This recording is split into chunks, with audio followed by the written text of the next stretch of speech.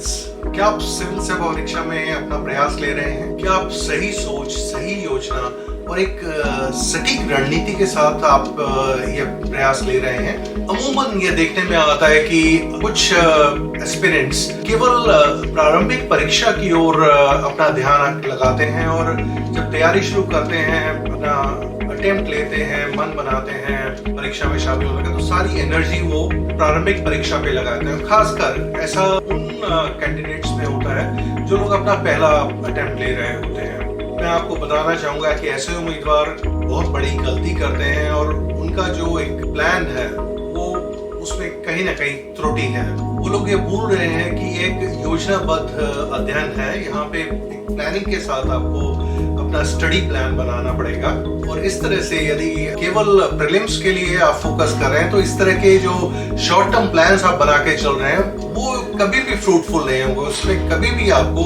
बड़ी सफलता नहीं मिलेगी।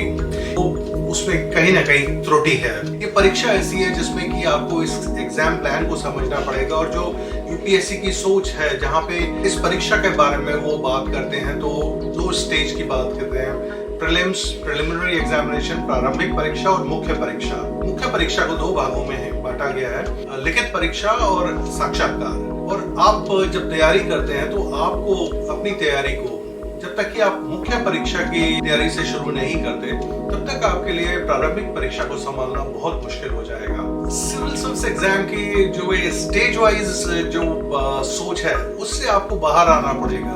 आपको एक होलिस्टिक प्रिपरेशन के बारे में सोचना है, जहाँ पे कि आपको पूरी एग्जाम प्लान को ध्यान में रखते हुए शुरू से अपना एक तैयारी का एक ऐसा आपको स्ट्रेटेजी बनानी पड़ेगी जिसमें कि आप प्रारंभिक परीक्षा, मुख्य परीक्षा और साक्षात्कार तीनों की जरूरतों को साइमल्टेनियसली एक साथ लेके चल रहे हैं। ऐसी कोई अगर आपकी योजना है तो आप सही राह पे हैं। ऐसे लोगों के लिए बहुत ही एक आकांक्षा भरा माहौल बना रहता है, जहाँ पे कि उनकी सोच हो सकता है कि वो उसके लिए मेहनत करें और अपनी सोच के अनुसार वो सफलता भी पा लें। पर अगर सोच उनकी सिर्फ प्रारंभिक परीक्षा तक टिकी है तो आप खुद सोच के देखें कि प्रारंभिक परीक्षा और मुख्य परीक्षा के बीच में जो हमें समय मिलता है उस समय को हम यूटिलाइज करके कितना हम इफेक्टिवली तैयार कर पाएंगे। और ये प्रैक्टिकली इम्पॉसिबल है, ऐसा बहुत मुश्किल है। पहले फिर भी आपको समय मिल जाता था, कई बार होता था कि आपके पास 4-5 महीने का समय होता था, गैप होता था। पर अब तो जब आप देखते हैं परीक्षा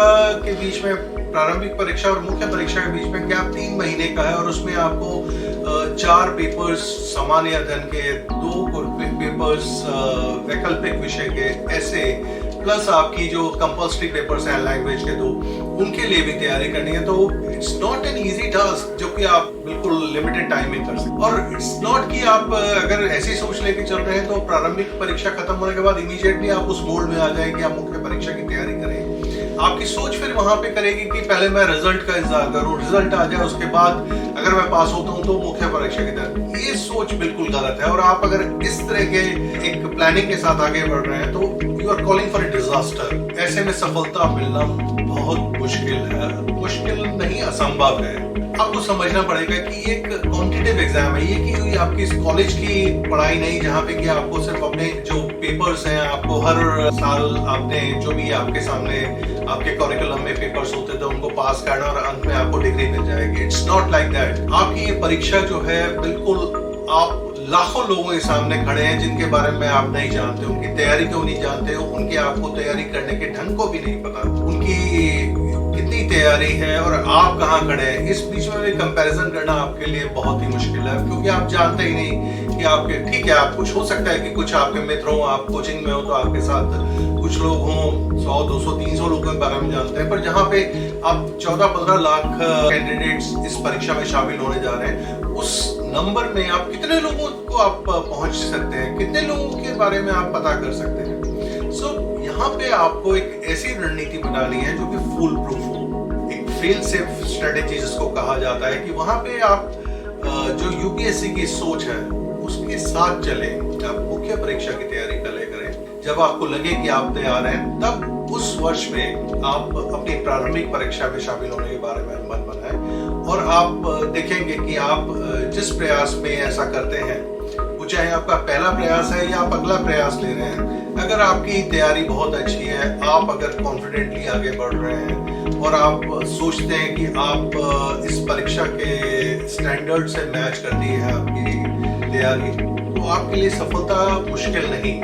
आप अपनी सफलता के बारे में आशा कर सकते हैं। इस तैयारी के लिए चाहिए आपको एक स्पष्ट दृष्टि, और यहाँ सफलता के लिए आपको अपने मेहनती प्रयासों के साथ साथ एक जुनून चाहिए। जब तक कि आप में वो पार लेने की इच्छा नहीं है, यहाँ पे उच्च सफलता के लिए आप सोच नहीं बना के चल रहे, it's going to be very difficult. बहुत मुश्किल होगा आपको इसको संभालना। सही दिशा में प्रयास, दृढ़ता और लक्ष्य पर केंद्रित ध्यान, ये कुछ ऐसे गुण हैं जिसकी कि आपको बहुत सख्त जरूरत होगी, और आप इन गुणों को अपने अंदर पाते हैं तो आप समझें कि आप में वो क्षमता है कि आप सफलता प्राप्त कर सकते हैं। और सफलता के लिए अगर आपके पास एक कुशल योजना है, आप अपनी स्ट्रेटेजी को ऐसा बनाते हैं कि जहां आप हर चीज का ध्यान रख के चल रहे हैं, तो आप पाएंगे कि आप जैसे जैसे आगे बढ़ेंगे आपको लगेगा कि सफलता आपकी पहुंच में है। तो क्या सोच रहे हैं आप? अपनी तैयारी को एक बार फिर से रिव्यू कीजिए, देखिए अगर कुछ कमियां आपको नजर आती हैं आपकी सोच में, आपकी तैयारी में, आपके रिसोर्सेज में या किसी और लेवल पे, तो उनको बदलिए। एक ऐसा बनाइए प्लान जिसमें कि आपको इस जो प्रयास आप अगला लेने की प्लान कर रहे हैं उसमें आपको सफलता मिले। और आप अपने जब भी निर्णय लें, ये सोच के निर्णय लें कि आपके पास ये अंतिम प्रयास है। ठीक है, आपके पास हो सकता है अभी प्रयास 6 में से 6 आपके पास है, यह आपका पहला ही प्रयास हो, बट आपका जो पहला प्रयास भी है वो ऐसा प्रयास हो कि जिसमें आपको उच्च सफलता मिले, आपकी आशाएं पूरी हो। Wish you all the best. Thank you. God bless you.